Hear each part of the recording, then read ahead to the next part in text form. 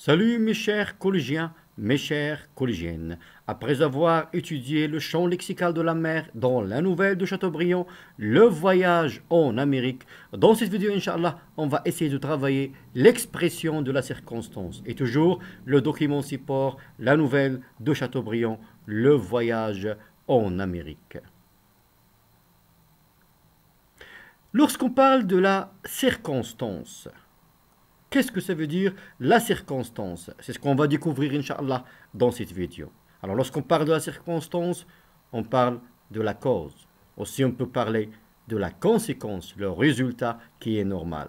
Et aussi, la concision, un résultat qui est tout à fait contraire. Et aussi, le temps, le but, l'objectif, le but, et aussi la condition, la comparaison. C'est ce qu'on va, Inch'Allah, essayer de découvrir dans cette leçon. Commençons par la première phrase. Même si nous n'avions pas une chaloupe dehors, je me jetais à l'eau. Même si nous n'avions pas une chaloupe dehors, je me jetais à l'eau. Tout d'abord, la phrase ici, est-ce que simple, composé ou bien complexe? Et toujours, je vous rappelle, on a dit, la phrase simple s'organise autour d'un seul verbe. La phrase composée se compose de deux propositions, soit coordonnées, ça veut dire reliées par une conjonction de coordination, ou bien juxtaposées, ça veut dire reliées par un point-virgule ou bien une virgule. La phrase complexe, dans la phrase complexe, on trouve une conjonction de subordination ou bien un pronom relatif. Alors ici, on a même si. Même si, c'est une conjonction de subordination. Ça veut dire la phrase est complexe. Alors, lorsque la phrase est complexe, ça veut dire on a une proposition principale et une proposition subordonnée. Alors, où est la proposition principale? Où est la proposition subordonnée? Alors, même si nous n'avions pas une chaloupe dehors, c'est la proposition subordonnée de concision. Et je me jetais à l'eau, c'est la proposition principale. Et la circonstance qu'on a exprimée ici, c'est la concession. Pourquoi? Parce que le narrateur, il se jeta à l'eau. Il est sur un grand bateau. Il va se jeter à l'eau et dans le bateau, il n'y a pas une chaloupe. Ça veut dire deux choses qui sont opposées. Normalement, lorsqu'il n'y a pas la chaloupe, on ne va pas se jeter du bateau. C'est pour cela qu'on dit la circonstance qu'on a exprimée ici, c'est la concession. On peut commencer par la principale, on peut commencer par la subordonnée. Par exemple, on peut dire « Je me jetais à l'eau, même si nous n'avions pas une chaloupe dehors. » Alors, comme vous avez remarqué, je peux commencer par la proposition principale, je peux commencer par la proposition subordonnée. Remarque, lorsqu'on commence par la proposition subordonnée, on met une virgule. Alors, on a la circonstance qu'on a exprimée dans la première phrase, c'est la concession, c'est l'opposition. Normalement, s'il n'y a pas une chaloupe dans le bateau, on ne va pas se jeter à l'eau. Alors, le résultat de se jeter à l'eau est un résultat qui est tout à fait contraire. Il ne faut pas se jeter à l'eau. C'est pour cela, ici, on parle de la concession. On parle de la concession. Observons bien maintenant la deuxième phrase.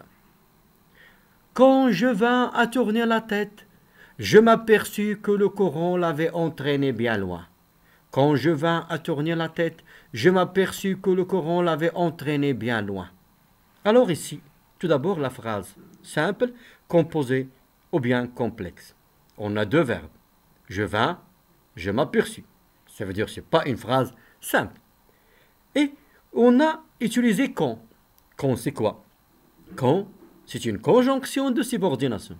Alors, la phrase est complexe.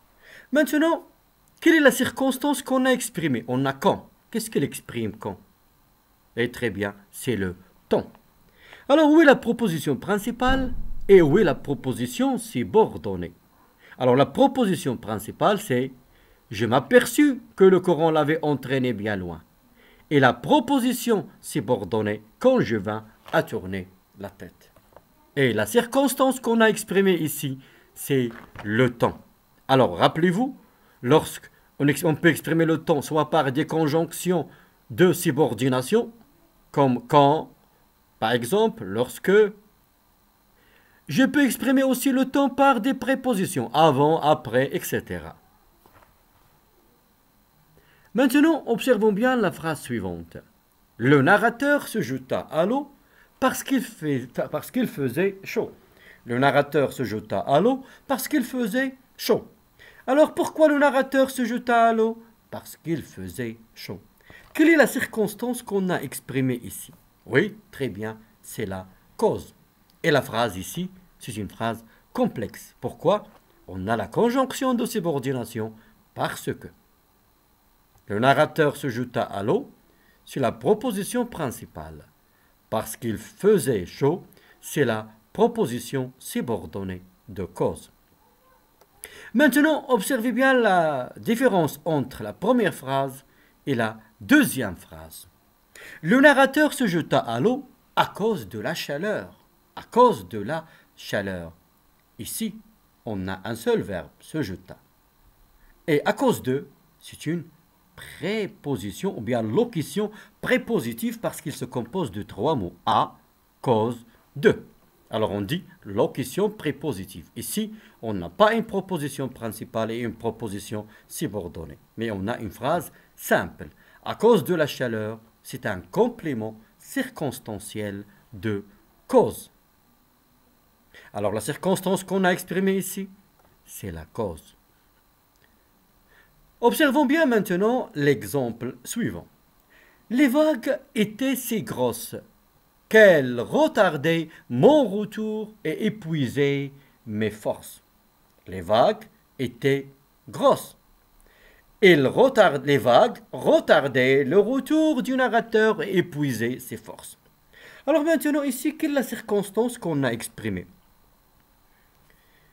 Ici, les vagues étaient si grosses, la conséquence ici, le résultat, c'est il retardait le retour du narrateur, ça veut dire le narrateur ne peut pas rejoindre le bateau. Pourquoi? Parce que les vagues retardaient son retour et épuisaient ses forces. Alors la circonstance qu'on a exprimée ici, c'est la conséquence. Le moyen qu'on a utilisé, c'est que. Mais faites attention, où est la proposition principale et où est la proposition subordonnée? Ici, la proposition principale, c'est les vagues étaient grosses. Et la proposition subordonnée, elle retardait mon retour et épuisait mes forces. Attention, lorsqu'on utilise si que, toujours si, il va être dans la proposition principale. Et que dans la proposition subordonnée. Et la règle, on a les vagues, ça veut dire le sujet, plus le verbe, plus si, plus l'adjectif qualificatif grosse, plus que, plus la proposition subordonnée de conséquence. On va donner un autre exemple pour mieux comprendre. Il est petit, il ne peut pas travailler. Il est petit, il ne peut pas travailler. Alors où est la conséquence ici? D'être petit, il ne peut pas travailler. Si on veut utiliser si que, il est si petit qu'il ne peut pas travailler. Il est si petit qu'il ne peut pas travailler. Rappelez-vous comment on utilise si que pour exprimer la conséquence. Toujours si dans la proposition principale et plus adjectif qualificatif. Passons maintenant à l'autre circonstance. On tirait du bord du coup de fusil sur les requins pour les écarter. On tirait du bord du coup de fusil sur les requins pour les écarter. Alors, dans quel but on tirait du coup de fusil sur les requins? On a un objectif, un but, c'est écarter, les éloigner, les faire éloigner. Alors, ici, quelle est la circonstance qu'on a exprimée? On a un objectif, on a un but. Ça veut dire ici la circonstance, c'est le but. Mais qu'est-ce qu'on a utilisé pour exprimer le but? On a utilisé pour. Quelle est la catégorie du mot pour? Pour est une préposition. Ça veut dire ici, on n'a pas une proposition principale et une proposition subordonnée parce que la phrase est simple. Mais on a un complément circonstanciel de but. Le narrateur se jeta à l'eau. Pour quelle raison? Pour quel but? Pour se baigner. La phrase 3. Le maître d'équipage, il a tout fait. Dans quel but il a tout fait? Ça veut dire qu'il a fait de son mieux. Le but, son objectif, c'est que les passagers soient sauvés. Le maître d'équipage a tout fait pour que les passagers soient sauvés. Mais ici, est-ce que la phrase simple composée ou bien complexe? La réponse est simple. On a pour que. Pour que est une conjonction de subordination. Ça veut dire ici, la phrase est complexe. La proposition principale, le maître d'équipage a tout fait. Et la proposition subordonnée, pour que les passagers soient sauvés, ou bien les passagers soient sauvés. Et voilà la conjonction de subordination qui exprime le but. Alors on a la proposition subordonnée de but. Maintenant, observons bien la phrase suivante. Nous étions suspendus en l'air, comme des poissons au bout d'une ligne. Nous étions suspendus en l'air, les poissons étaient suspendus en l'air. Alors, on a fait la comparaison ici entre notre situation et les poissons. Lorsqu'on pêche, les poissons, ils sont suspendus en l'air. Alors, on a ici la comparaison. Et comme des poissons au bout d'une ligne, c'est une proposition subordonnée de comparaison. La circonstance suivante, c'est la condition. Quelle est la condition de réussir? La condition, c'est le travail. Alors, qu'est-ce que la condition? Observez bien la phrase. Si les vagues n'étaient pas grosses, le narrateur pourrait rejoindre le bateau. Mais les vagues étaient grosses et le narrateur n'a pas pu rejoindre le bateau. Alors, quelle est la condition de rejoindre le bateau pour le narrateur? La condition, c'est que les vagues ne soient pas grosses. Alors ici, on a exprimé la condition en utilisant la conjonction de subordination si. Ça veut dire on a une phrase complexe. La proposition principale, c'est le narrateur pourrait rejoindre le bateau. Et la proposition subordonnée, c'est les vagues n'étaient pas grosses. Et toujours, comme vous avez remarqué, je peux commencer par la principale, je peux commencer par la subordonnée. Mais il faut mettre la virgule. Attention, il y a des règles à respecter ici, lorsqu'on utilise si pour exprimer la condition. Observons bien le premier exemple. Si les vagues n'étaient pas grosses, le verbe de la subordonnée est conjugué à l'imparfait. À quel temps est conjugué le verbe de la principale? Le narrateur pourrait. C'est le conditionnel présent. Rappel, le conditionnel présent, c'est le radical du verbe au futur plus les terminaisons de l'imparfait. Alors voilà la règle lorsqu'on utilise si pour exprimer la condition. Le verbe de la subordonnée à l'imparfait, il faut conjuguer le verbe de la principale au conditionnel présent. Si il est conjugué au présent, il faut conjuguer le verbe de la principale au futur. Exemple, si les forêts disparaissent, la terre sera exposée à des dangers écologiques. Présent, futur. Plus que parfait, conditionnel passé. On va voir un exemple pour mieux comprendre l'utilisation de si pour exprimer la condition. Observons bien le premier exemple. Si tu travailles, tu réussiras. Ou bien, tu réussiras si tu travailles. Si tu travaillais, tu réussirais. Ou bien, tu réussirais si tu travaillais. Si tu avais travaillé, tu aurais réussi. Si tu avais travaillé, tu aurais réussi. Alors, dans la première phrase, si tu travailles, on a le présent, tu réussiras le futur simple. Si je travaillais, on a l'imparfait, tu réussirais le conditionnel présent. Si tu avais travaillé, le plus que parfait, tu aurais réussi le conditionnel passé. Un petit rappel, c'est quoi le plus que parfait? C'est l'auxiliaire être ou bien avoir à l'imparfait plus le participe passé du verbe. C'est quoi le conditionnel passé? C'est l'auxiliaire être ou bien avoir au conditionnel présent plus le participe passé du verbe. Alors j'espère mes chers maintenant que vous avez compris. On peut passer maintenant à un petit exercice. Mais avant de commencer, prenez vos cahiers pour s'entraîner avec moi. Alors, je m'entraîne. Précise la circonstance exprimée dans chacune des phrases suivantes. 1. 2. La structure de la phrase. Est-ce que simple, composé ou bien complexe? 3. Si on a une phrase complexe, relevez la proposition principale et la proposition subordonnée. Voici les phrases. La première phrase. Pendant que le narrateur luttait contre les vagues, le capitaine cherchait à descendre un canot.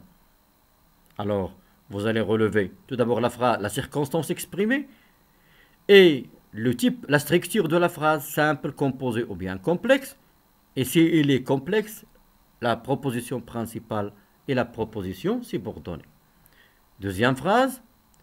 Comme il faisait chaud, le narrateur se jeta à l'eau. Bien qu'il soit petit, il a voyagé avec l'équipage. Si les vagues n'étaient pas grosses, le narrateur aurait pu rejoindre le bateau. Les vagues étaient tellement grosses qu'ils retardaient le retour du narrateur. Il est petit, pourtant il a voyagé avec l'équipage. Il se jeta à l'eau car il faisait chaud. Le narrateur enlève sa casquette avant de se jeter à l'eau. Le capitaine a tout fait afin que les passagers soient sauvés. On tirait des coups de fusil sur les requins pour les écarter. Nous étions suspendus en l'air comme des poissons au bout d'une ligne.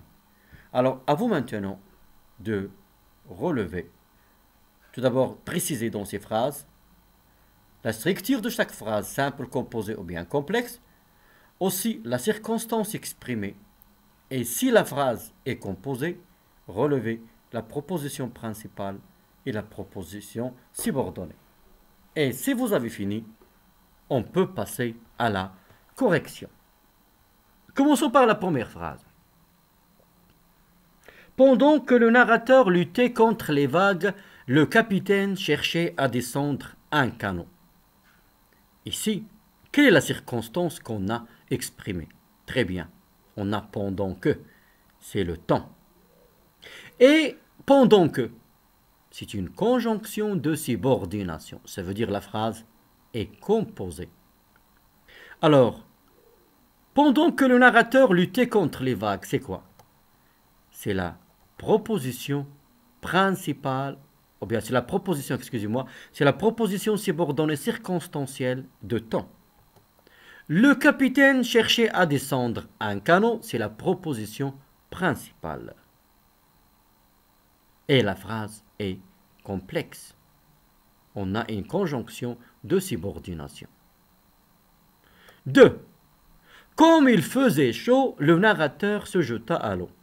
Comme il faisait chaud, le narrateur se jeta à l'eau. Pourquoi le narrateur se jeta à l'eau? Parce qu'il faisait chaud. Comme il faisait chaud, le narrateur se jeta à l'eau. Quelle est la circonstance qu'on a exprimée ici? Oui, très bien.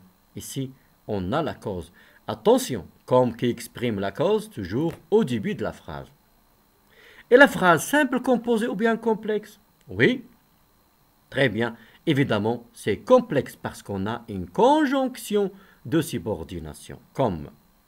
Alors, comme il faisait chaud, c'est la proposition subordonnée de cause, circonstancielle de cause. Le narrateur se jeta à l'eau, c'est la proposition principale. Et la phrase est complexe. Troisième phrase. Bien qu'il soit petit, il a voyagé avec l'équipage. Bien qu'il soit petit, il a voyagé avec l'équipage. Lorsqu'on va voyager avec un équipage dans un bateau, est-ce qu'on va amener les petits avec nous aux aventures? Non. Alors, bien, qu'est-ce que vous remarquez ici? Il y a un résultat qui est inattendu. Tout à fait le contraire, ça veut dire il y a là la concession. Alors, bien qu'il soit petit, il a voyagé avec l'équipage. Et la phrase simple composée ou bien complexe. Et pourquoi? Oui, très bien, la phrase est complexe. Pourquoi? On a ici une conjonction de subordination. Bien que. Alors, bien qu'il soit petit, proposition subordonnée circonstancielle de concession. Et il a voyagé avec l'équipage, la proposition principale. La phrase est une phrase complexe. Si les vagues n'étaient pas grosses, le narrateur aurait pu rejoindre le bateau. Si les vagues n'étaient pas grosses, le narrateur aurait pu rejoindre le bateau. Dans cette phrase-là, qu'est-ce qu'on a exprimé? On a une condition ici. Le narrateur, il va pouvoir rejoindre le bateau si les vagues n'étaient pas grosses. Mais il n'a pas pu rejoindre le bateau parce que les vagues n'étaient pas grosses. Ici, la phrase, comment il est? Simple, composé ou bien complexe? Évidemment, c'est complexe si on a une conjonction de subordination. Alors voilà, on a, si les vagues n'étaient pas grosses, proposition subordonnée circonstancielle de condition, le narrateur aurait pu rejoindre le bateau, proposition principale. Passons maintenant à la phrase toujours, la phrase, elle est complexe. Exemple 3. Les vagues étaient tellement grosses qu'elles retardaient le retour du narrateur. Les vagues étaient tellement grosses qu'elles retardaient le retour du narrateur. Ici, on a simplement changé si, ou bien tellement, on a changé, à la place de si, on a mis tellement. Alors, quelle est la circonstance qu'on a exprimée ici? C'est la conséquence. Quelle est la conséquence des grosses vagues? C'est retarder le retour du narrateur. Et toujours, la phrase, elle est complexe. Voilà la proposition principale. Les vagues étaient grosses. La proposition subordonnée de conséquence, elle retardait le retour du narrateur. Et la phrase est complexe. Maintenant, la phrase suivante. Il est petit, pourtant il a voyagé avec l'équipage. Il est petit, pourtant il a voyagé avec l'équipage. Comment vous trouvez cette phrase-là? Il est petit. Le noyau de cette phrase, c'est le verbe être. Il est petit. Pourtant, il a voyagé avec l'équipage. Ici, qu'est-ce qu'on a? Pourtant. On a exprimé la concession, mais on a utilisé pourtant. Pourtant, c'est quoi? C'est un adverbe de concession.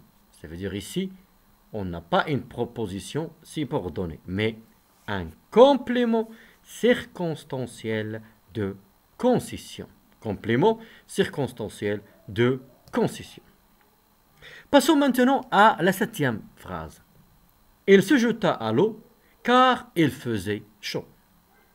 Il se jeta à l'eau car il faisait chaud. Dans cette phrase-là, on a utilisé car. Alors, qu'est-ce qu'on a exprimé tout d'abord, la circonstance? Oui, très bien, c'est la cause.